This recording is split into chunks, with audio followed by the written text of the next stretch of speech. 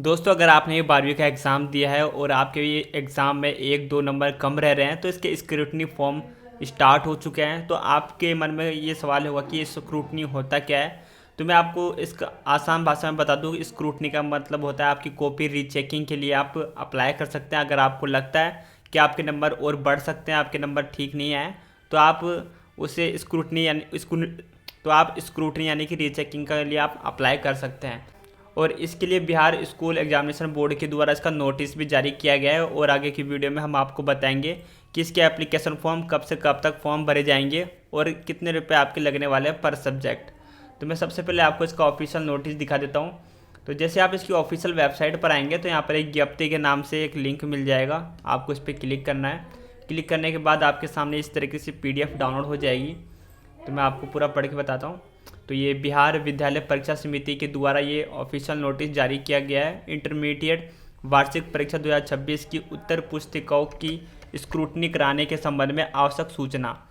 इसमें सभी कैंडिडेट को ये बताया गया है कि जो इनका रिजल्ट है वो 23 मार्च को प्रकाशित किया गया था। यदि कोई विद्यार्थी अपने किसी एक विषय में या एक से अधिक सभी विषय के प्राप्तांक से असंतुष्ट हो तो अपने उस विषय की उत्तर पुस्तिका के लिए स्क्रूटनी यानी कि रीचेकिंग कराने हेतु समिति की वेबसाइट पर जाके, ये इसकी ऑफिशियल वेबसाइट है।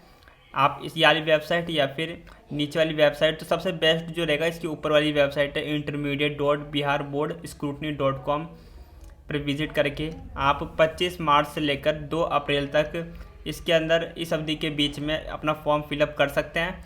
और इसके अंदर जो आपकी एप्लीकेशन फ़ीस लगेगी वो 120 रुपये 120 रुपये प्रति विषय की दर से, यानी कि आपके एक विषय के लिए 120 रुपये लगेंगे। आपको जिस सब्जेक्ट में डाउट हो रहा है कि इसमें आपके नंबर और बढ़ने चाहिए या फिर मार्क्स सही से नहीं कैलकुलेट हुआ है, तो आप इसके अंदर अप्लाई कर सकते हैं। और आगे हम ये भी बात करेंगे कि इसमें किस किस को अप्लाई करना चाहिए, वो सभी हम आगे बात करेंगे कि इसमें क्या फ़ायदा है क्या नुकसान है, इन सभी के बारे में बात करने वाला है। और तो यहाँ पर आगे हम बात करेंगे इसकी प्रक्रिया के बारे में, आपको किस तरीके से इसके अंदर अप्लाई करना होता है, ये भी हम आपको नेक्स्ट अभी आगे बताएंगे। इससे पहले और कोई इम्पोर्टेंट डेट है वो हम आपको बताते हैं। समिति विनियमावली वर्णित प्रावधान के अंतर्गत स्क्रूटनी निम्नलिखित बिंदुओं पर आधारित होती है। यदि उत्तर पुस्तिका के अंदर प्रश्नों में जो अंक दिए गए हैं वो मुख्य प्रश्न पर अंकित नहीं होते हैं तो उसमें सुधार किया जाता है। यानी कि आपकी जब कॉपी चेक होती है तो उसमें नंबर तो दे दिया जाता है, लेकिन जब जोड़ते समय उस नंबर को आपकी कॉपी पर जोड़ा नहीं जाता है तो वो इसके अंदर वापस से कैलकुलेट किया जाता है। इसमें आपकी जो कॉपी है वो दोबारा से चेक नहीं होती है, हर क्वेश्चन के मार्क्स दोबारा से कैलकुलेट नहीं होते हैं।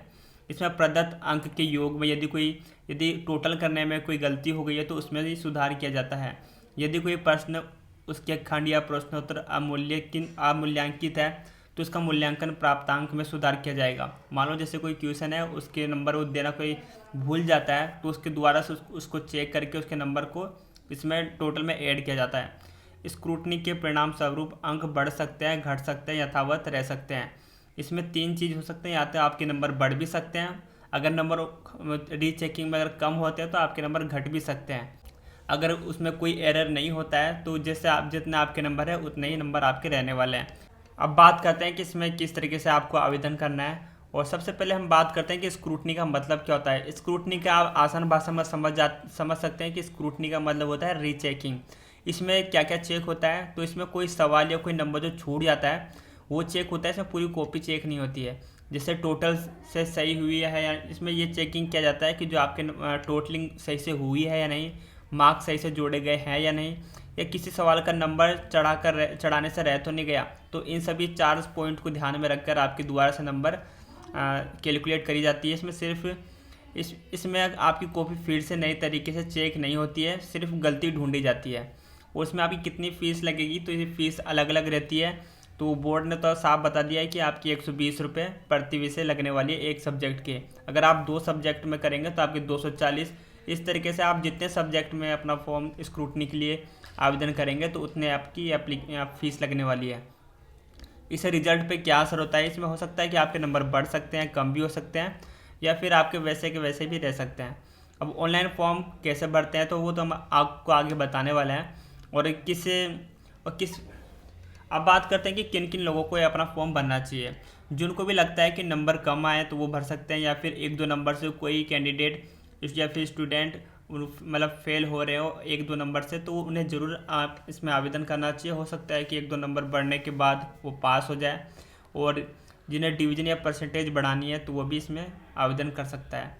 अब बात करते हैं इसमें आपको आवेदन करना है। तो ऑनलाइन फॉर्म भरने के लिए सबसे पहले आपको इसकी ऑफिशियल वेबसाइट पर जानी है।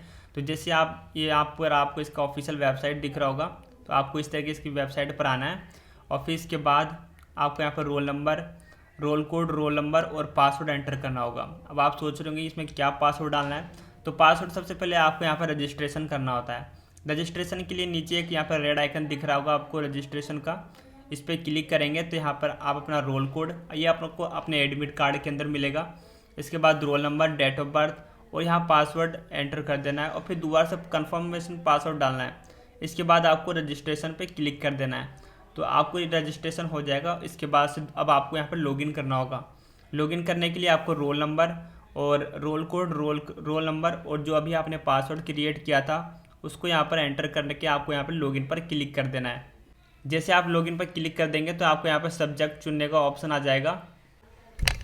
इसके बाद आपको जिस विषय या फिर जिस विद्यार्थी की आप स्क्रूटनी यानी कि रीचेकिंग करवाना चाहते हैं उसके आगे आपको ये चेक मार्क्स का आइकन मिल जाएगा। उस पर क्लिक करेंगे तो चेक मार्क्स लग जाएगा। इस तरीके से आप जितने सब्जेक्ट को करेंगे तो वो आपकी उतनी फ़ीस कैलकुलेट हो जाएगी। इसके बाद आपको फ़ीस पेमेंट करना होगा। फ़ीस पेमेंट करने के लिए आपको पे बटन का ऑप्शन मिल जाएगा, उस पर क्लिक करना है, और फीस शुल्क के भुगतान हेतु आप अपना डेबिट कार्ड, क्रेडिट कार्ड या फिर नेट बैंकिंग के माध्यम या फिर यूपीआई से भी आप पेमेंट कर सकते हैं। और विद्यार्थी ऑनलाइन भुगतान के पश्चात 24 घंटे के अंदर अपने बैंक शाखा से राशि की निकासी हुई है या नहीं, इसकी जांच आप स्वयं संतुष्ट हो लेंगे। और खाते से राशि की निकासी के पश्चात समिति के खाते में जमा नहीं होने की स्थिति में संबंधित आवेदन अपूर्ण मानते हुए स्वीकार नहीं किया जाएगा।